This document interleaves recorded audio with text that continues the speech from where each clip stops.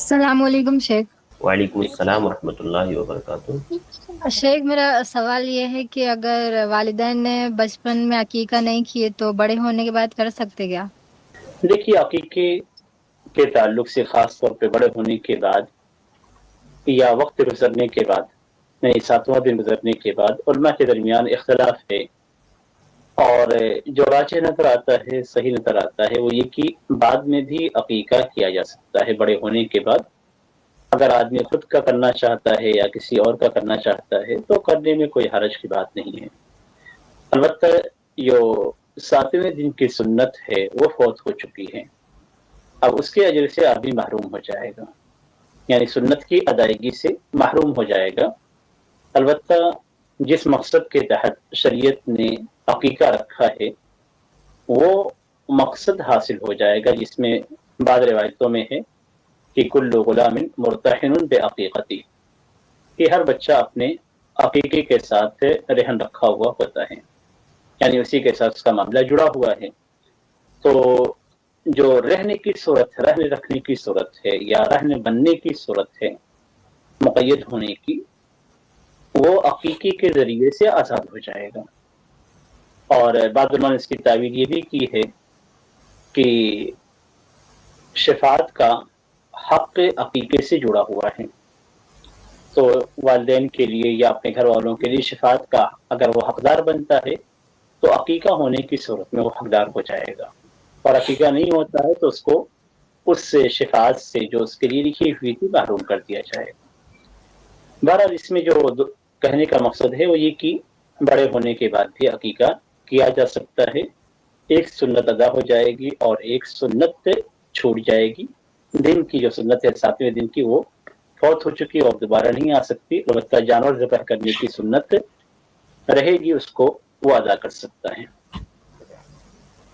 جی شیخ، کچھ لوگ ایسا کرتے کہ مطلب ولیمے کی دعوت میں یا پھر شادیوں میں بولتے کہ اس میں عقیقہ ہو جاتا ہے، تو یہ ایسا جائز نہیں ہے نا کہ ولیمے کی دعوت میں عقیقے کی نیت کر لو اور ہمیں ثواب مل جائے؟ دیکھیے، وہاں پہ جو غلطی کی جاتی ہے کہ ولیمے کی دعوت میں عقیقہ کیا جاتا ہے، اس میں غلطی یہ ہے کہ بڑے جانوروں میں عقیقہ کیا جاتا ہے۔ تو بڑے جانوروں میں عقیقہ اختلافی مسئلہ ہے، لیکن راجح یہ ہے کہ بڑے جانوروں میں عقیقہ نہیں ہے، اسی کہ اللہ کے رسول صلی اللہ علیہ وسلم نے چھوٹے جانوروں میں عقیقہ کیا۔ آپ نے جو حکم بھی دیا ہے وہ چھوٹے جانوروں سے متعلق ہے، بکرے بکریاں ہیں، بھیڑ دمبے ہیں، ان کے تعلق سے آپ صلی اللہ علیہ وسلم نے بتایا بھی ہے، اور آپ نے حسن حسین رضی اللہ تعالیٰ عنہما کا کیا بھی ہے۔ تو بڑے جانوروں کو کہیں بھی ثبوت نہیں ملتا، تو بڑے جانوروں میں عقیقہ کرتے ہیں، یہ بڑی غلطی ہے۔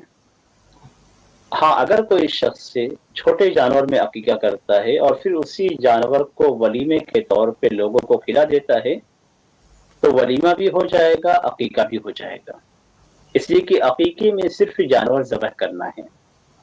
اس کے بعد آپ جانور کے گوشت کا کیا کرتے ہیں، آپ خود کھاتے ہیں، کھلاتے ہیں، پارٹی لیتے ہیں، ولیمہ کرتے ہیں، کوئی فرق کی بات نہیں ہے۔ اور ولیمہ کے اندر صرف کھلانا ہے، آپ کیا کھلاتے ہیں اور کون سا جانور کھلاتے ہیں اس سے کوئی تعلق نہیں ہے۔ تو دونوں کا ایک دوسرے میں سے ٹکراؤ نہیں ہے، تو دونوں چیزیں ہو سکتی ہیں، یعنی جانور عقیقے کے لیے ذبح کیا جائے، پھر اسی جانور کو ولیمے کے طور پہ کھلا دیا جائے۔ جی شیخ ماں باپ ہی کرے کہ ہم بھی کر سکتے بڑے ہونے کے بعد؟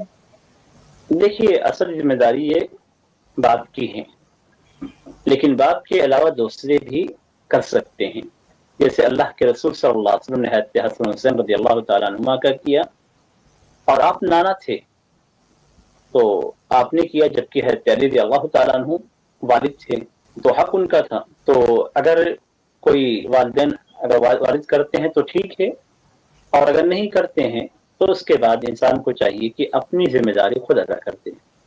تو بڑے ہونے کے بعد خود سے اگر کیا جی جاتا ہے شیخ، تب بھی عقیقہ ہو جاتا ہے، کوئی دوسرا آپ کے نام سے کر دیتا ہے تب بھی عقیقہ ہو جاتا ہے۔ جی شیخ، جزاک اللہ خیر، السلام بارک علیکم۔ اللہ فیکم۔ وعلیکم السلام ورحمۃ اللہ وبرکاتہ۔